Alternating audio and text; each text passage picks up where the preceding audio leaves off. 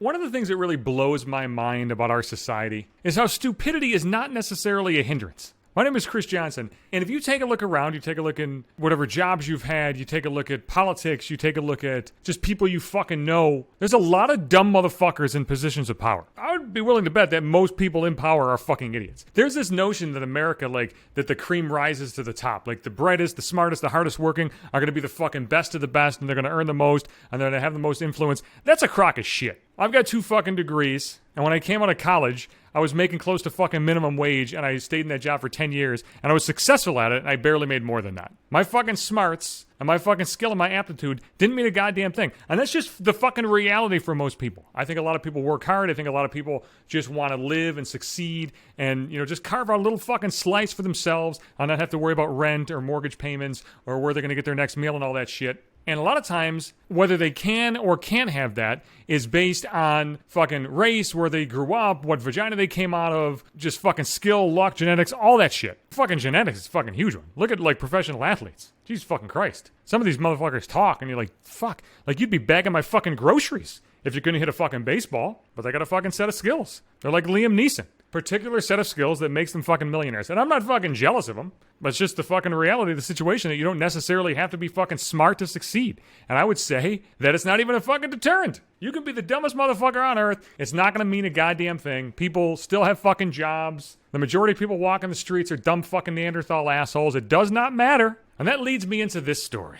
Now, I know a couple, and I'm not even going to mention how I know them, where I know them from, how long I've known them, who is who, because I don't want to fucking give any of this shit away, because this is kind of fucking serious shit. It involves herpes. Now, there's a couple that was living together. Were they married? Maybe. Were they just together for a while? Maybe. Not going to fucking give you that information, but they were living together for a long time. They had a relationship. And if you're living together for a long time with a relationship, you're probably fucking, right? This ain't the fucking 1960s, although in the 60s, didn't they fuck too? I mean, if you fucking, like, listen to, like, old people talk, like, nobody ever fucked. Everybody just, like, saved themselves into their marriage. I think that's a bunch of shit. I think people are fucking all over the place at all fucking times. You're probably more apt to fuck then. Your fucking lifespan was less. What did you give a shit if you caught fucking herpes? You didn't even know what the fuck herpes was back then. That's why everybody in, like, World War II, when they went on leave, they just fucked everything. They're like, shit, I'm gonna go out on the fucking battlefield tomorrow. I could be fucking blown up. I do not give a shit if my dick burns today. But these days, we know more about that shit. We know if you're going to go out and fuck some random stranger, you can't be raw dogging that random. You got to put a fucking helmet on. Put the fucking Jimmy head on so you don't get fucking sick. Nobody wants to carry that shit around for the rest of their lives. The couple in question, there's a fucking breakup. There's a falling out, and one person stays in the place that they were living, and the other person moves out into another residence. Now, the person who stayed in the place kept getting the other person's mail. Now, I've been there. I got my ex-wife's mail for fucking years. And Jesus Christ, I've been living in the apartment I'm currently living in now for about 3+ years at this point. I'm still getting mail from the people who fucking lived here before me. Like, you're gonna get mail until the end of time for whoever used to live in your place before you. It's never gonna fucking stop. So I'm not fucking surprised that after this couple fucking split, that one was still getting the other's mail. They opened it, and inside was fucking herpes medication. Motherfucker, like, your world just, like, stops for a second. Like, herpes medication? Was this motherfucker on herpes? On herpes.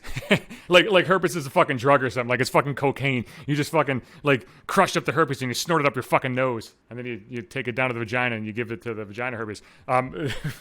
Jesus Christ. But no, like, was this motherfucker have herpes when we were together? That'll stop you dead in your fucking tracks. Like, do I have herpes? You start checking your dick or your vagina. Whatever fucking parts you got, you start fucking checking them. Are there open sores? Does it burn when I urinate? I've seen those fucking commercials. I've seen a fucking herpes infomercial now. I know the symptoms. So they confronted their ex-partner with this. They're like, your fucking herpes medication came in the fucking mail. And the person who the herpes medication belonged to said, I was only taking that as a precaution. What the fuck are you talking about? A precaution for herpes is a fucking condom. You put a fucking condom on. You don't fucking, like, take a pill so you don't get fucking herpes. There's no herpes pill. What the fuck are you talking about? That's the dumbest fucking thing I've ever heard in my entire life. Like, I don't know if this person believed it or if they were just, like, trying to throw their ex off the scent. Like, oh, they don't really have herpes. They were just taking this herpes medication as a precaution in case they fuck somebody else with herpes. There's no fucking morning after pill for fucking herpes. Herpes isn't an unwanted pregnancy. There's no Planned Parenthood for herpes. You can't abort herpes.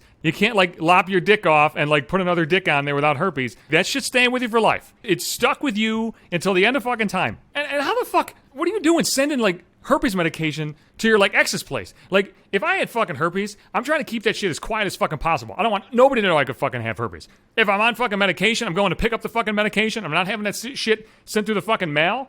Sure as fuck ain't getting it sent to my fucking ex's house. I was taking it as precaution. I was only taking the herpes medication as a fucking precaution. I don't really have it. Have you ever heard of anything so fucking stupid? And I think to myself, like, this is a human being that has a job. This is a human being that's relatively successful. This is a human being that pulls in a decent salary. How the fuck is that even possible? Like, you fucking got herpes, you're a complete fucking idiot, and you're a huge scumbag, and you're dumb as a box of fucking rocks, and somehow you keep succeeding in life. Somehow you keep falling upwards, even though you're telling your ex, like, hey man, it's preventative herpes medication. It's good to know that I'm less successful than a motherfucker who is that fucking stupid. Well, I'll be back Sundays and Wednesdays. I'm on Apple Podcasts and Google Podcasts and Spotify and iHeartRadio, among other places. You can get the podcast everywhere. Podbean is the host. All the episodes are there. I'm on Twitter at Johnson Hates You, Instagram at Maybe 5 Minutes, and you can catch me in my Facebook timeline as well.